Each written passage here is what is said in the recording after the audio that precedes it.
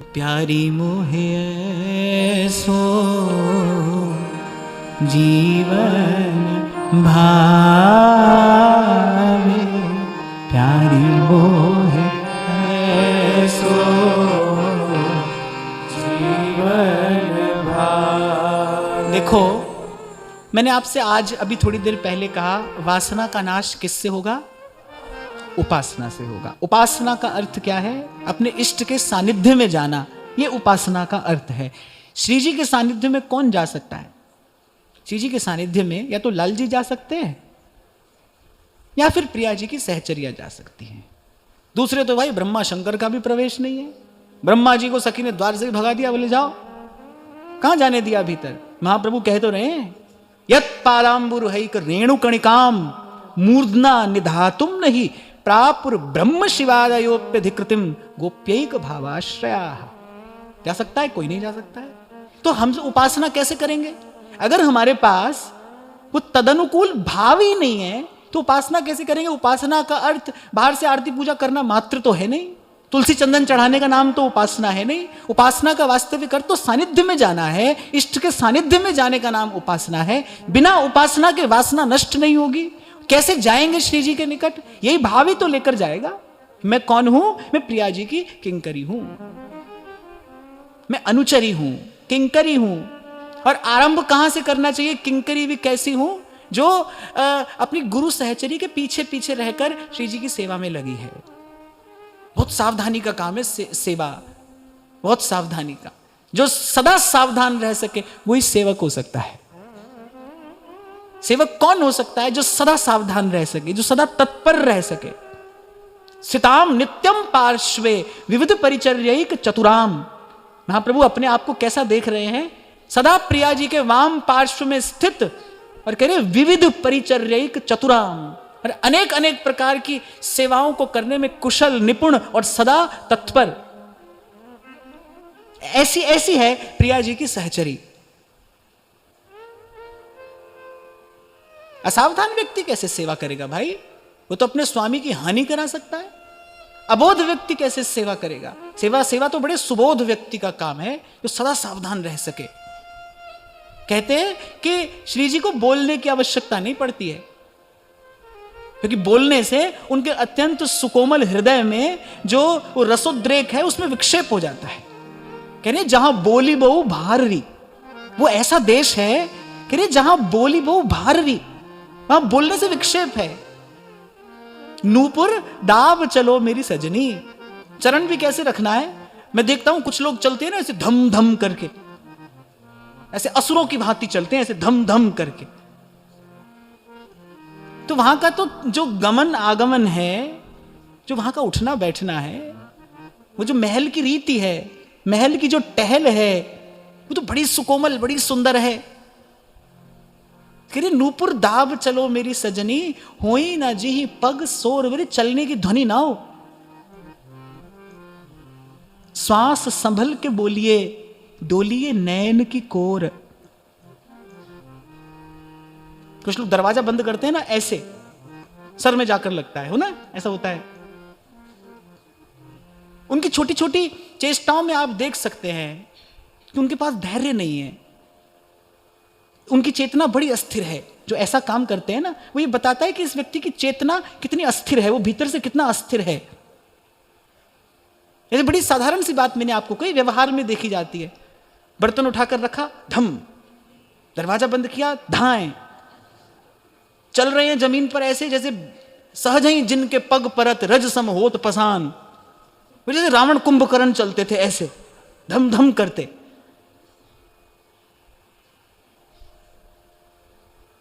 हमको तो भाई दिन रात इस भाव में रहना है।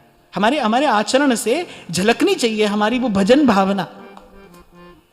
मैं तो आपको कहता ही हूं, आपको देखकर कोई बता दे कि आप किसका भजन करते हैं।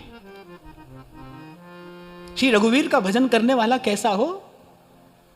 शीलवंत, धीर, गंभीर। भगवान का भजन करते करते जब जब तादात्म्य होता है अपने इष्ट से, तो फिर उसका गुण आता है, उसका रूप भी आता है, उसका गुण भी आता है, उसका माधुर्य भी आता है। भक्त में उसका रूप गुण माधुर्य औदार्य सब सब आता है जब तादात्म्य होता है अपने इष्ट से, जब मन एक हो जाता है। संसार में भी आप किसी के बारे में बहुत सोचें ना, बहुत किसी का चिंतन करें तो उसी के जैसे होने लगते हैं आप। संसार में भी ऐसा होता है। तो जब अपने इष्ट के साथ तादात्म्य होता है तब उसका रूप गुण झलकता है, और कोई देखकर आपको बता दे कि आप किसका भजन करते हैं, किसके हैं आप, आपका कौन है। तो वो तो देश ऐसा है। श्वास संभल के बोलिए, डोलिए नैन की कोर। डोलिए नैन की कोर समझे? मैंने बहुत सारी बात बस केवल संकेत से ही कह दी जाए, कहना ना पड़े। हाँ, बोली बो भारडी ऐसी है हमारी श्री प्रिया जी, उनका स्वरूप ऐसा है, ऐसे रहती है सहचर्या उनकी सेवा में, उनके सुख का विधान करती हुई। कभी कहा था मैंने आपसे कि अगर किंचित आचार्य की कृपा से श्री जी के स्वरूप का बोध हो जाए ना, किंचित थोड़ी सी झलक जाए भीतर, तब आपको लगेगा भाई इस त्रिलोकी में क्या है ऐसा जो श्री जी को निवेदन किया जा सकता है। कुछ नहीं, वो देश दूसरा है भाई, वहां गति कुछ और है, वहां की बात कुछ और है। चांद सूरज जहां पवन न पानी, को संदेश पहुंचावे, को संदेश पहुंचावे, दर्द यह साईं को सुनावे, नेहरवा हमको न भावे, नेहरवा हमको न भावे, नेहरवा। अच्छा गाओ। साईं की नगरी परम अति सुंदर, जहाँ कोई जाए ना। साईं की नगरी परम अति सुंदर, जहाँ कोई आए न जाए। बिन सतगुरु अपना नहीं कोई, जो यह राह बताए। बिन सतगुरु अपना नहीं कोई, जो यह राह बताए। जो यह राह बतावे, दर्द यह साईं को सुनावे, मेहरवा हमको न भावे, मेहरवा हमको न भावे, मेहरवा हमको न भावे, मेहरवा हमको न भावे, मेहरवा हमको न भावे।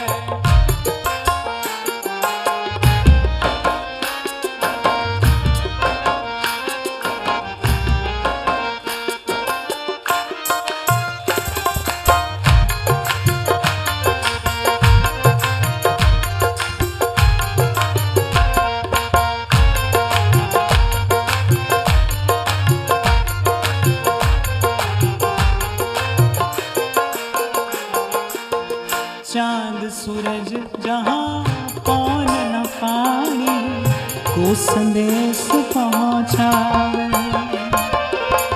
चांद सूरज जहाँ पौन न पानी, को संदेश पहुँचावे।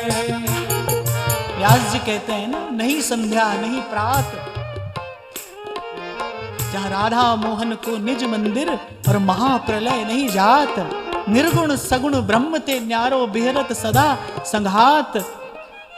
व्यास जी कह रहे निगम अगोचर बात, वहां की बात कुछ और है और वहां जाना है। साईं की नगरी परम अति सुंदर, जहाँ कोई जाए ना। साईं की नगरी परम अति सुंदर,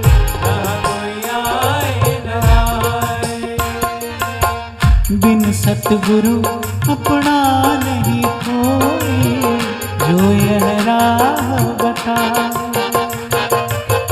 बिन सतगुरु अपना नहीं कोई, जो यह राह बताए। जो यह राह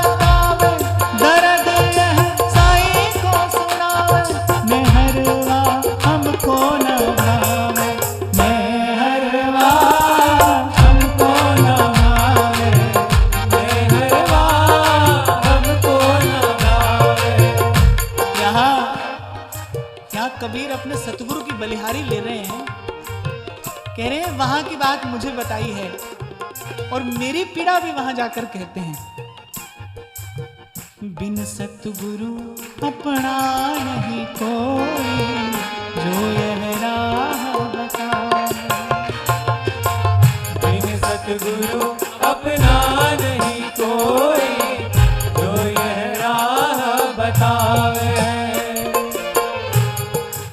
दुख, पीड़ा, दर्द, ये तो कोई अपना बांटता है भाई। कोई अपना हो जिसकी आपके साथ में आत्मीयता हो। संसार तो हंसी करता है, उपहास करता है, बांट नहीं सकता है। किसको सुनाओगे और सुनाकर क्या होगा?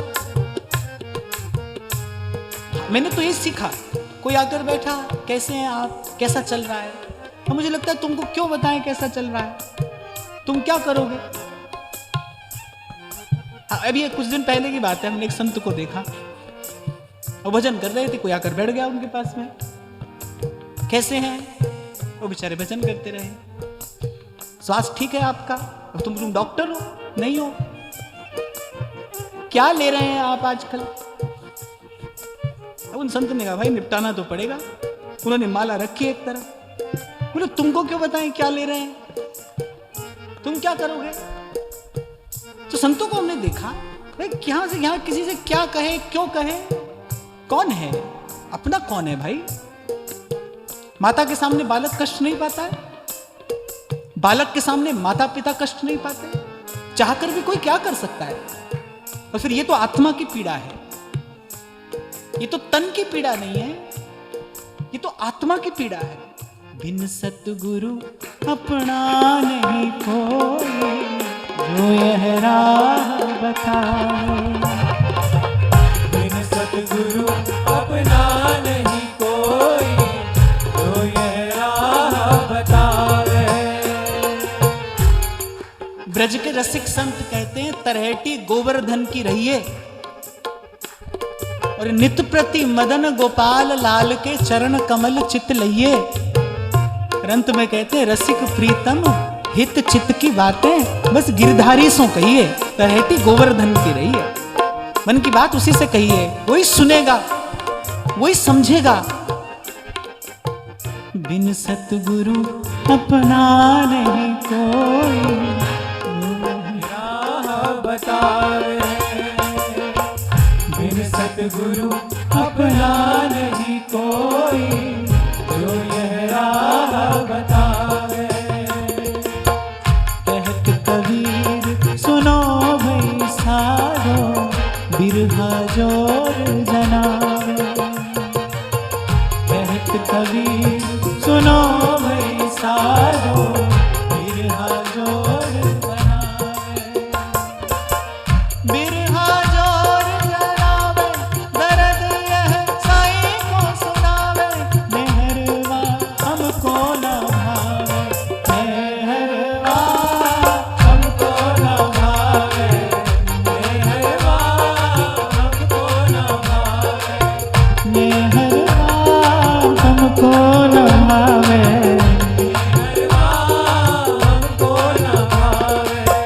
मेहरवा हमको न भावे। मेहरवा हमको न भावे। मेहरवा हमको न भावे। मेहरवा हमको न भावे।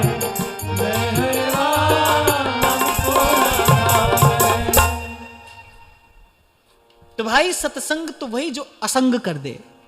सत्य का संग असंग करने वाला है, सबका संग छुड़ा देने वाला सत्य का संग है। उस दिन महाराज जी कह रहे थे ना आप हैवी डोज दे रहे हो, इसीलिए कह रहे थे क्योंकि ये जो सत्य की बात है ना, ये जो सत्य का जो संग है, ये सबका संग छुड़ा देने वाला है। तभी तो कबीर ने कहा जो घर फूके अपना चले हमारे साथ। बोले असत की बात ना करें हमसे, असत माने इस संसार की बात, इस संसार की चर्चा ना करें हमसे। यहां का क्या भला क्या बुरा, यहां का तो हर रंग कच्चा है। यहां का कोई रंग ऐसा नहीं जो चढ़ा ही रहे, चढ़ता है उतरता है, बनता है बिगड़ता है। इसकी क्या बात करनी। श्री सीता सहचरी जी ने देखा चीधराइन जी को, वो कोठरी में ऐसे दुबकी बैठी हैं, अंधेरा है, वो बाहर नहीं आ रहे, क्यों? थोड़ा संकोच में है। श्री सीता सहचरी ने जाकर कहा, अरे चीधराइन जी, आप यहां ऐसी निर्वस्त्रा बैठी हैं?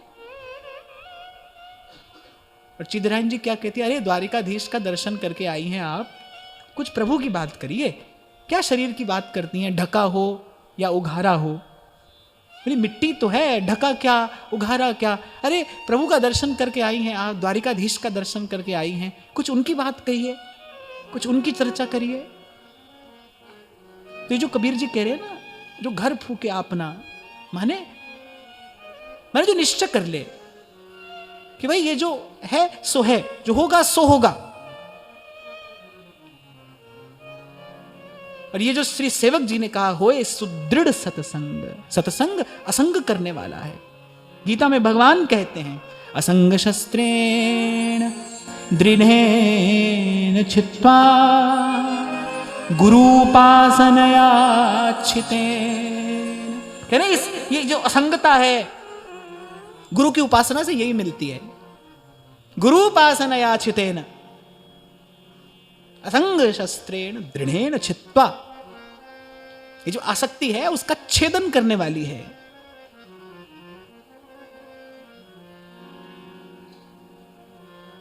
वहां जाकर भी वही गाना गाओगे, किस इसलिए आया है जीवन में गुरु, इसलिए होता है गुरु, इसलिए होती है दीक्षा।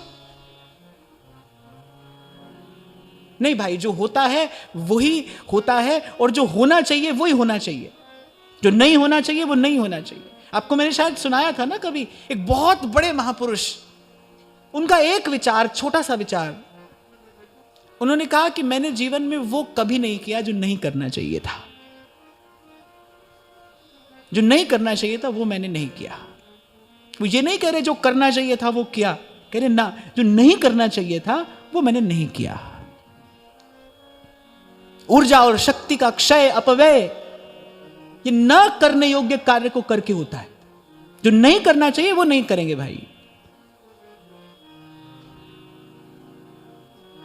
हमारी कोई सुने न सुने, माने न माने, हम तो कहता हूं और कही जात हूं, सुनता है सब कोई, सुमिरन से हित होएगा, ना तर भला न हो। तो डंके की चोट पर कहते हैं संत, कहता हूं कह जात हूं, सुन लो सब, कह रहे कान खोलकर सुन लो, सुमिरन से हित होएगा, ना तर भला न होए। तो जो सुदृढ़ सत्संग कहा, माने जो सबसे असंग कर दे, भीतर से आपको, शरीर को नहीं, मन बुद्धि को नहीं, आपको असंग कर दे। जो कल भी मैंने इस बात पर बल दिया, आप कौन है? आप मन नहीं है, आप बुद्धि नहीं है, आप। जब आप कहते हैं ना मेरी आत्मा, ये कहने में भी भूल है, आपकी आत्मा नहीं है, आप ही हैं। आप कभी कभी खुद को महसूस करिए, अनुभव करिए कभी अपने होने का, आपको अच्छा लगेगा कि मैं हूं। इन सब से अलग हटाकर देखिए कभी खुद को।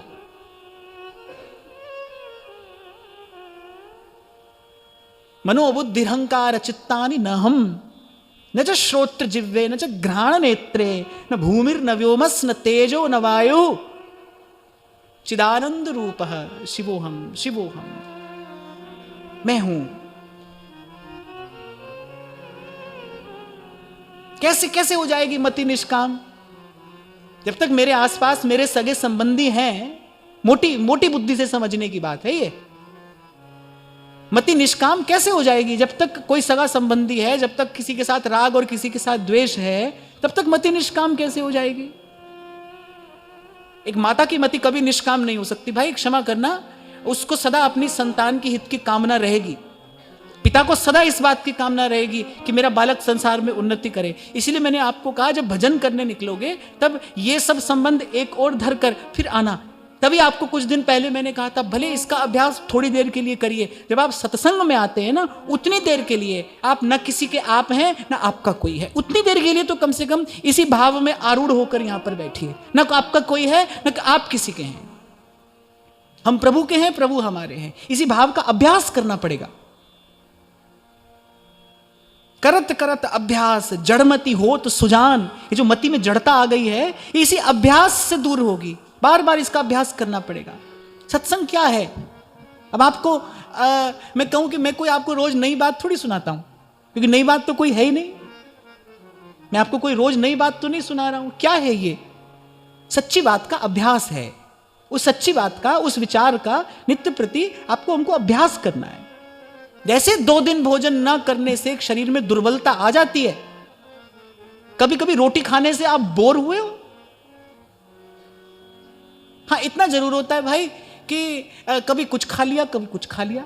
पर उसमें भी मैं देखता हूं कि साग सब्जी तो व्यक्ति रोज बदल लेता है, लेकिन रोटी तो आदमी रोज खाता है, रोज ही खाता है, उससे कभी नहीं उबता है। क्यों? कि अन्नम ब्रह्म, वो शरीर की मूलभूत आवश्यकता है।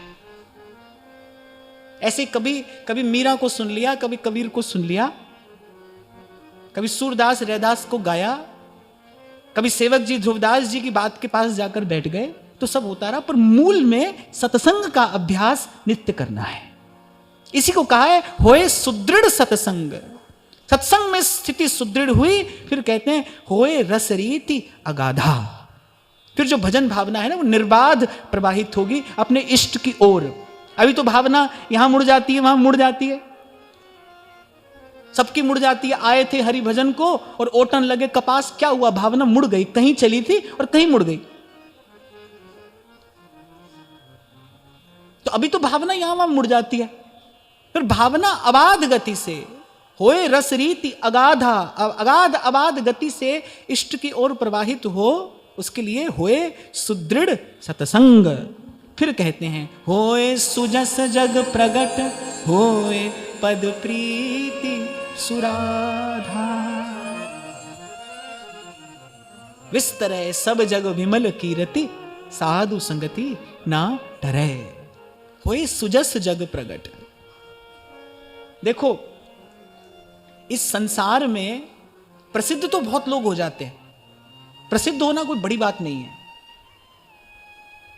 आजकल तो सोशल मीडिया की ऐसी कृपा है, कुछ भी बक दो, और जितनी व्यर्थ की, जितनी मूर्खता भरी बात होगी, उतनी जल्दी वो व्यक्ति प्रसिद्ध हो जाएगा। जितनी मूर्खता भरी बात होगी ना, लाखों करोड़ों लोग उसको देखते हैं और व्यक्ति अपने आप को प्रसिद्ध समझने लगता है। तो मुझे लगता है भाई, ऐसे प्रसिद्ध होना तो कोई बहुत बड़ी बात नहीं है। पर हमारे यहां बात की गई है यश की, यशस्वी होना। माने आपका जीवन सूर्य के समान दूसरे को प्रकाश देने वाला हो, चंद्रमा के समान दूसरे को शीतलता देने वाला हो। भक्तों का जो यश है ना, वो सुयश है।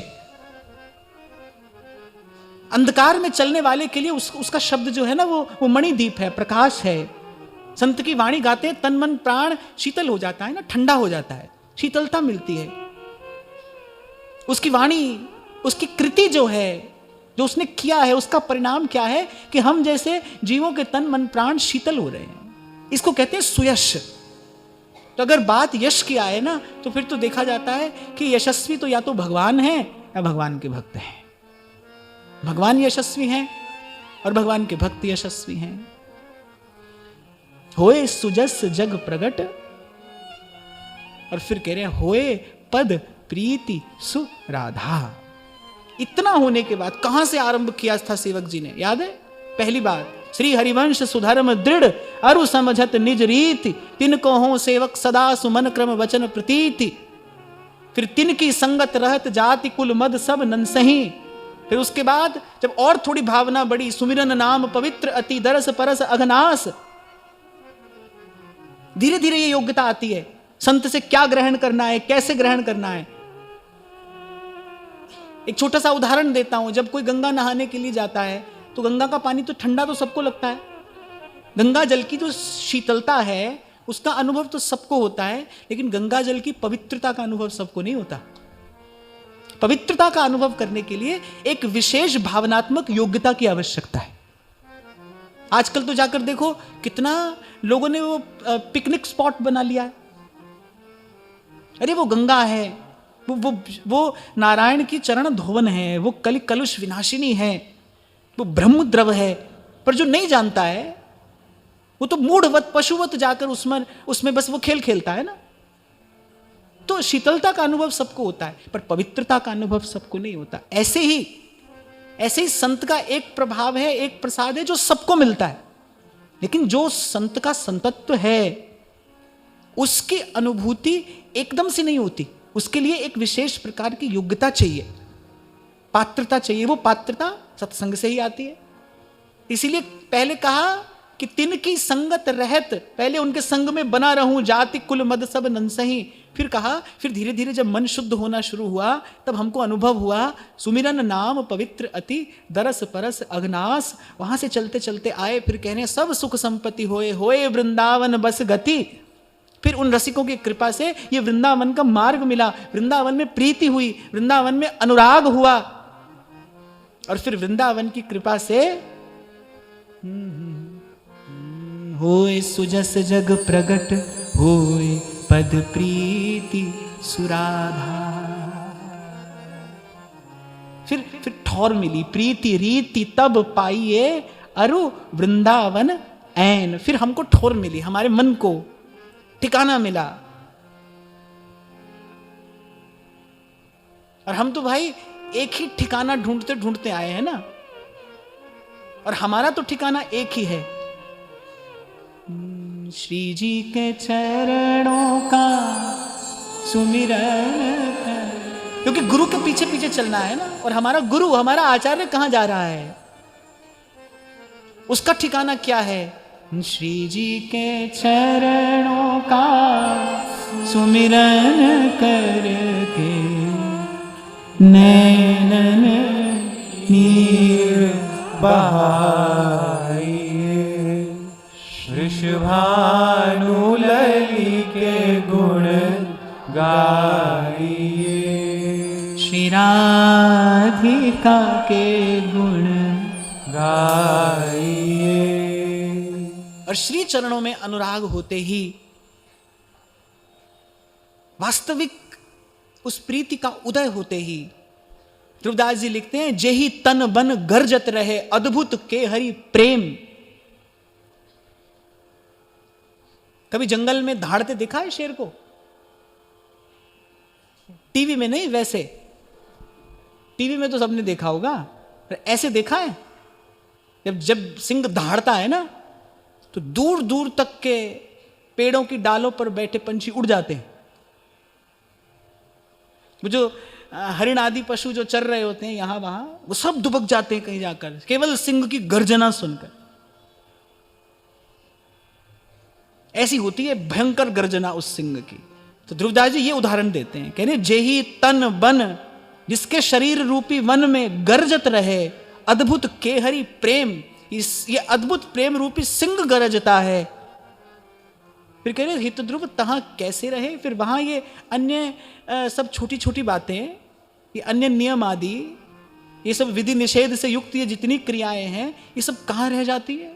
फिर तो वो गरजता है, भावे कोई निंदो भावे कोई बंदो, गुण गोविंद जी रागा श्याम। जी मार्ग सब संत गया छे, जी मार्ग सब संत गया छे, वी मार्ग में जा श्याम मीरा रंग लाग्यो हो नाम हरि, और रंग अटक परी। अच्छा, मीरा जी तो गरज कर गई थी, बोले गज सु उतर गधा नहीं चढ़स्या। बोले हाथी से उतरकर गधे पर नहीं बैठेंगे। ये निर्भयता है, ये निर्भयता। महलों में पली बन के जोगन चली, मीरा रानी दीवानी कहाने लगी, गली गली हरि गुण गाने लगी, हंस लागी लगन मीरा हो गई। बजा दो, बजा दो। ऐसी लागी लगन मीरा हो गई मगन, वो तो गली गली हरि गुण गाने लगी, ऐसी लागी लगन मीरा हो गई मगन, ऐसी लगन मीरा हो गई मगन, वो तो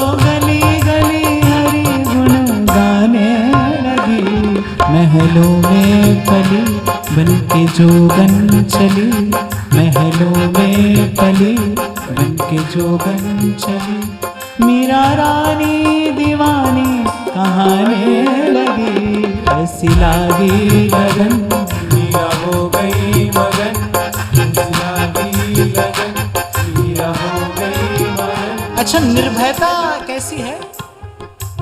निर्भय वो है जो न किसी को भयभीत करता है न किसी से भयभीत होता है।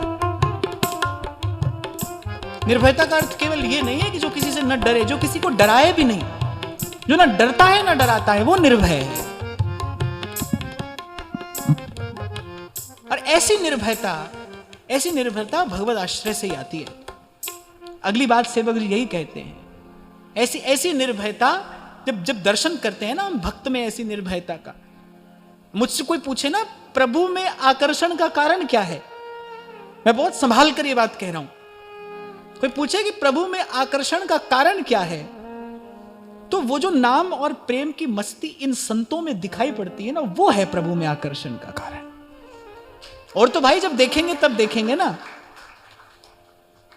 और तो कहीं सुनी बात हो जाएगी, पर जो इन संतों की मस्ती देखते हैं ना, इन संतों में वो जो निर्भयता, निस्पृहता, निर्द्वंदता, निश्चिंतता जो देखी जाती है, वो आकर्षित करती है इस मार्ग की ओर। वो जब कबीर कहते हैं ना, जो सुख पायो राम भजन में, सो सुख नाही अमीरी में, वो जो ये मस्ती है, जो ये आनंद की उन्मत्तता है, ये आकर्षित करती है इस मार्ग की ओर, प्रभु की ओर ये खींचती है। संत खींचता है, संत है प्रभु के प्रति आकर्षण होने का कारण, संत है, संत का जीवन है। इसीलिए महाप्रभु जी ने विचार कर कहा व्यास जी से, श्याम श्यामा पद कमल संगी सिर नायो, संत है, भक्त है। तो कहते हैं राधा वल्लभ भजत भजी, भली भली सब होई। और फिर कह रहे हैं, भीर मिटे भट जमन की, भय भंजन हरि सो। मृत्यु का भय कब मिटता है? मृत्यु का भय तब मिटता है जब आपको यह ज्ञान हो जाता है कि मृत्यु नाम की कोई वस्तु होती नहीं। मृत्यु नहीं होती, किसकी मृत्यु होती है? मृत्यु तो होती ही नहीं।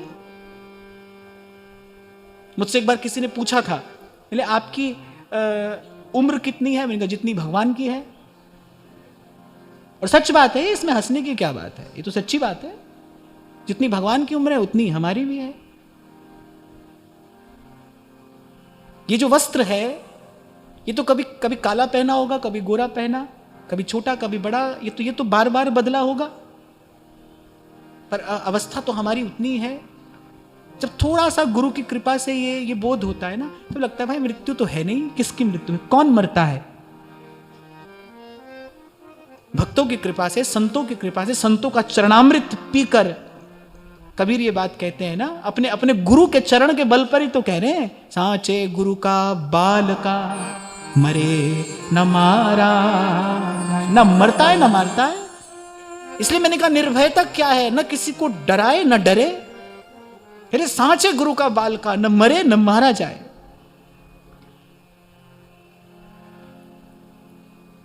सोलह वर्ष की अवस्था है श्री सुखदेव जी की, और कहते हैं उस सभा में हजारों हजारों साल के ऋषि मुनि भी बैठे, जटाजूटधारी, दिव्य उनका वपु है, अद्भुत उनके तप का तेज है, वो बैठे हैं उस सभा में। और कह रहे जैसे ही सुखदेव जी महाराज आए सब खड़े हो गए। अरे और तो और उनके पिता भी खड़े हो गए। उनका आभा मंडल ऐसा है ना, उनका ज्ञान, उनका वैराग्य, उनकी भक्ति ऐसी है, श्री कृष्ण के चरणों में ऐसी रति है कि जैसे ही सभा में आए वो बड़े बड़े ऋषि मुनि सब खड़े हो गए। किसके सामने खड़े हुए हैं? 16 वर्ष के उस किशोर के सामने? ना, वो उस सनातन पुरातन ज्ञान के सन्मुख खड़े हो गए। इसीलिए कबीर कहता है, जात ना पूछो साधु की, पूछ लीजिए ज्ञान, मोल करो तलवार का, पड़ा रहन दो म्यान। साधु की जाति मत पूछिए। नन्हा सा बालक बड़ा बोध दे सकता है, और बूढ़ा व्यक्ति बिल्कुल अबोध हो सकता है। ये साधु जो कहता है ना, और कैसे हो बच्चा, वो किसको कहता है? शरीर को बच्चा नहीं कहता है, वो देखता है इसके भीतर जो है ना वो बच्चा ही है, अभी अबोध है, उसको बोध नहीं है, उसको कहता है बच्चा। संत लोग कह देते हैं ना, बाबा लोग कहते हैं, और बच्चा कैसा है बच्चा, वो किसको कहते हैं बच्चा? वो जो भीतर, आपके भीतर वो जो अबोध है ना, वो उसको कहते हैं बच्चा। साधु किसी का देह नहीं देखता, साधु शरीर की ओर देखकर बात नहीं करता, साधु को शरीर दिखता नहीं, वो तो आपकी चेतना को अनुभव करता है। साधु शरीर की ओर नहीं देखता, देखेगा तो मन में विकार आएगा। शरीर की ओर देखकर तो व्यवहार होता है, और व्यवहार में विकार होता ही है। वो कुछ और देख रहा है। गुरु जब देखता है आपको, तो वो आपकी जन्म जन्म की यात्रा देखता है, वो कुछ और नहीं देखता। साल भर पहले यहां शायद महाराज जी को किसी ने कहा था कि आप कहिए कि विवाह से पहले बच्चियों को दीक्षा न दी जाए। तो मैंने कहा भाई, दीक्षा पुरुष की स्त्री की नहीं होती, दीक्षा युवान वृद्ध की नहीं होती, दीक्षा तो जीवात्मा की होती है। उसमें यह सब नहीं देखा जाता है। जो योग्य है वो आएगा, वो पाएगा, उसमें यह सब नहीं देखा जाता है।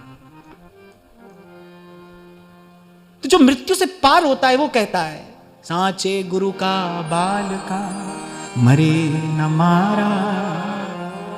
कहने सुनने में तो आसान लगता है भाई। कुंभन दास जी अकबर की आंख में आंख डालकर कह रहे हैं कि जहां को मुख देखे दुख लागे, ता को करनी परी प्रणाम। कौन कह सकता है? तेरे सेवक को पो किछ नाही, जम ना आवे नीरे। हाँ, पर भाई जो वजन है ना, जिसकी बात महाराज जी कर रहे थे, वो वजन वस्तुतः शब्द में ही होता है। संत के शब्द में ही वजन होता है। इसीलिए कल आपको मैंने कहा था, भाई हमको सुनो, हमको देखो मत, बहुत सावधानी से चलना, हमारी ओर देखना नहीं, हमको सुनना, प्रभु की ओर देखना। संत का शब्द निरंतर कान में पड़ता रहे, निरंतर पड़ता रहे, दृष्टि निरंतर प्रभु पर लगी रहे। दर्शन करने के लिए प्रभु का रूप है, सुनने के लिए संत की बात है। संत गुरु की बात सुनिए और प्रभु का दर्शन करिए। ये उपासना की विधि है। गुरु के सानिध्य में कैसे जाना है?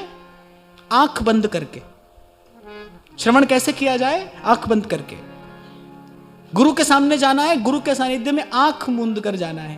प्रभु के सानिध्य में कैसे जाना है? आंख खोलकर, बस उसके अतिरिक्त फिर और कान में कुछ ना पड़े।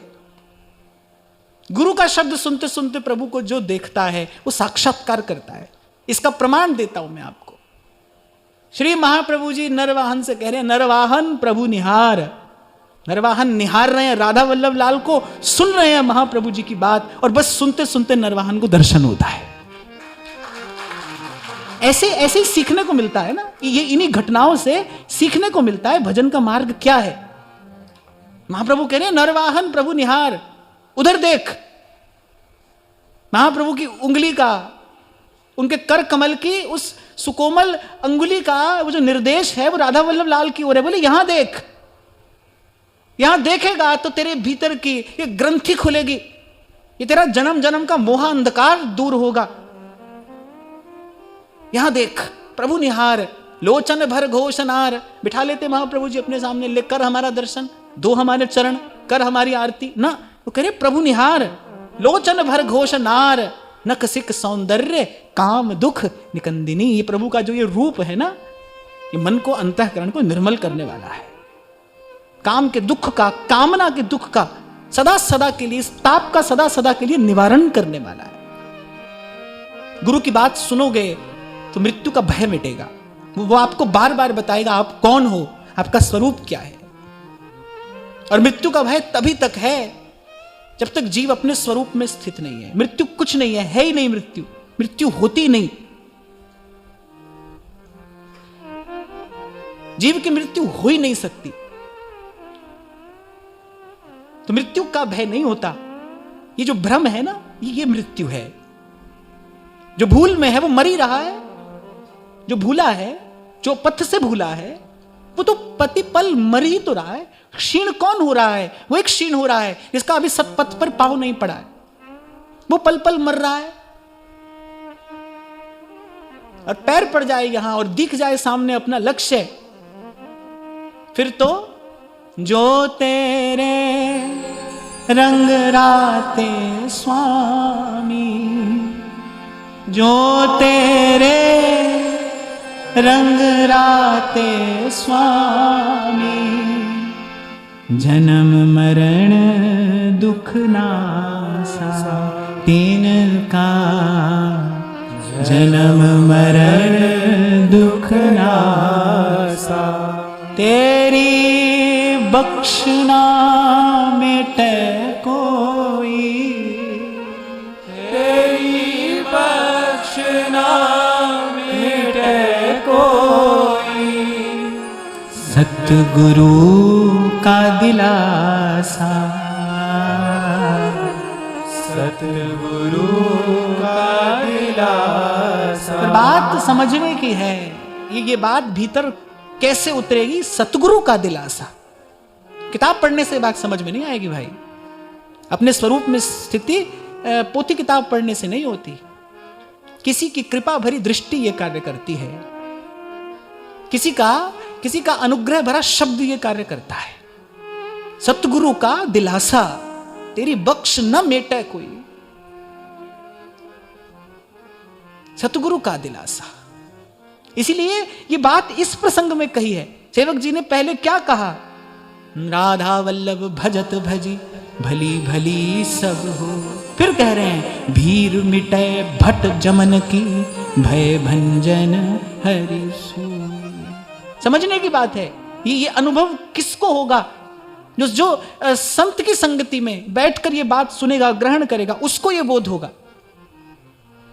पूछ लेते हैं ना लोग, भाई हम तो खुद ही कर लेंगे, किताब में पढ़ लेंगे, हमको गुरु की आवश्यकता नहीं है।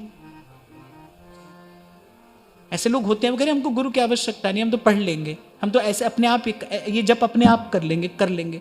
ठीक है, कर लो, करके देखो। करते तो सब है भाई, होना भी तो चाहिए। भजन करते तो सब हैं, भजन होना भी तो चाहिए। अपनी इच्छा से आदमी कर सकता है, पर होता तो गुरु की इच्छा से है, गुरु के प्रसाद से है। गुरु प्रसाद सब कर लेंगे। मैं भी कहता हूं सब कर लेंगे, चाहेंगे तो कर लेंगे, पर होगा किसका? भजन हो भी तो होता किसका है? सतगुरु का दिलासा। इसीलिए कहा कि तुध पावे ता नाम जपावे, सुख तेरा दिता लइए। गुरु तुठै सब किछ पाया, जन नानक सद बलिहार। सूके हरे किए खिन माही, महाराज बाणी में कहते हैं सूके हरे किए खिन माही, अमृत दृष्टि संच जिवाए। और काटे कष्ट पूरे गुरुदेव, सेवक कौ दीनी अपनी से। जहां से आज हमने चर्चा आरंभ की थी ना, चाहो तो सदा रह सकते हो गुरु की सेवा में। जो भी भजन साधन है भाई, वो गुरु की सेवा ही है।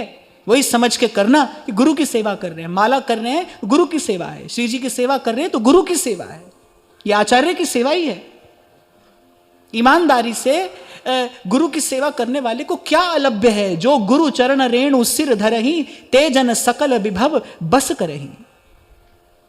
गोस्वामी जी कह रहे हैं ये बात, कह रहे जो गुरु के चरणों की धूल नित्य अपने मस्तक पर धारण करता है, कह रहे ये त्रिलोकी का सारा वैभव, तेजन सकल विभव बस करही।